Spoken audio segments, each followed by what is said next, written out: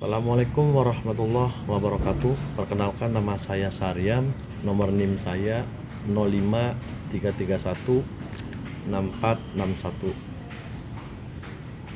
Saya dari UT Bandung.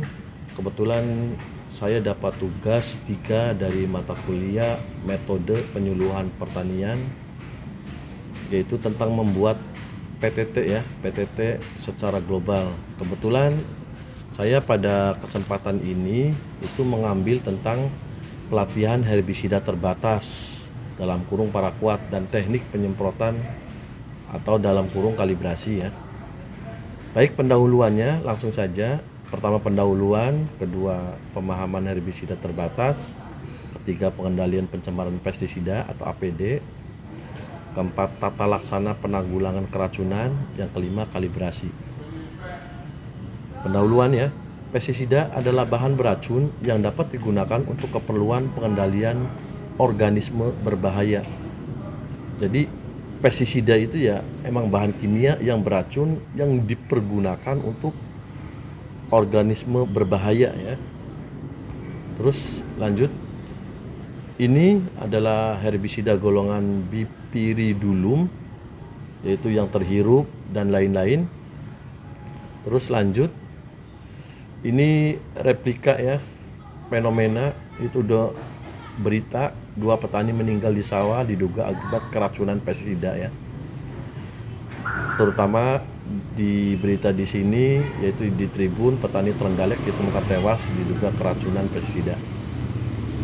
Terus lanjut, mekanisme jalur kontaminasi. Bagaimana mekanisme masuknya pestisida ke dalam tubuh? Bisa jadi terhirup, tertelan, atau absorpsi kulit. Alat pelindung diri APD ya. Pertama ada stok atau topi, helm, sarung tangan, masker juga ya. Terus juga alat pelindung diri kayak jas hujan tapi untuk melindungi dari terkena pestisida. Alternatif alat pelindung yang direkomendasikan mungkin tidak tersedia di lokasi atau terlalu mahal. Lanjut, pencegahan keracunan pestisida dan prosedur pertolongan darurat. Ini ya, jadi gambaran keracunan pestisida, ada yang pusing, muntah-muntah, ada yang mules ya, bahkan ada yang dikasih udara buatan begitu.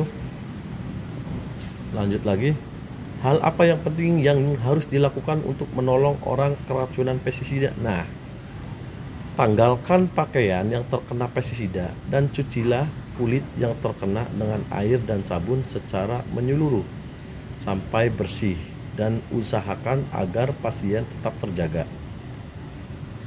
Terus lanjut, apabila pestisida mengenai mata, basuhlah segera dengan air bersih selama 15 menit ya. Terus lanjut, apabila pestisida tertelan dan masih sadar, segera usahakan pemuntahan dengan memberikan minuman segelas air hangat yang diberi 1 sendok garam dapur. Terus lanjut, jangan diberi sesuatu melalui mulut pada penderita yang tidak sadar dan pingsannya. Selanjutnya, apabila terhisap, bawalah penderita ke ruangan yang berudara segar dan bila perlu diberikan pernapasan buatan melalui atau dengan pemberian oksigen. Hubungi dokter atau petugas medis yang berwenang. Apabila mungkin, bawalah dan tunjukkanlah label pestisidanya. Meletakkan korban dalam posisi aman. Jadi harus meletakkan korban ketika terkena pestisida, itu harus meletakkan korban dalam kondisi aman ya. Jangan membahayakan korban. Terus ini cara itu kalibrasi. Sebelum menghitung cara kalibrasi, saya mau sampaikan bahwa kalibrasi adalah menentukan volume semprot.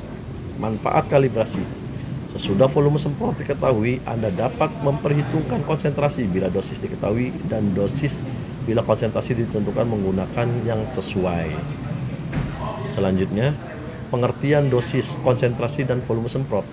Dosis sama dengan konsentrasi kali volume semprot. Konsentrasi sama dengan dosis dibagi volume semprot. Volume semprot sama dengan dosis dibagi konsentrasi. Prosedur kalibrasi internasional. Volume semprot dipengaruhi oleh kecepatan aplikasi, lebar gawang, flow rate atau curah ya. Perlengkapan untuk melakukan kalibrasi, ada alat ukur, kalkulator ya, bahkan sampai stopwatch sendiri. Cara perhitungan ya. Ini contoh perhitungan. Lanjut. Pada kebanyakan kasus pada penyemprotan dengan knapsack sprayer, lebar gawang dapat kita ukur, curah flow rate dapat kita ukur, kecepatan aplikasi bisa diukur, kecepatan aplikasi sulit diubah.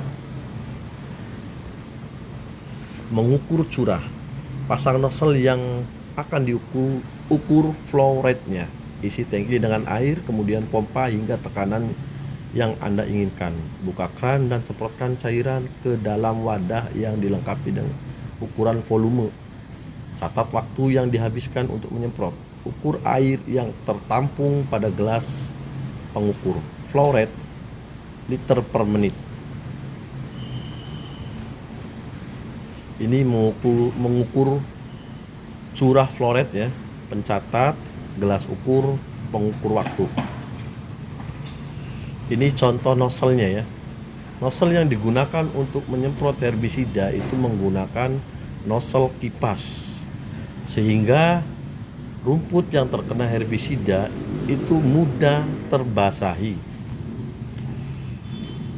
Kelompok 1, aplikasi herbisida untuk persiapan lahan jagung ya.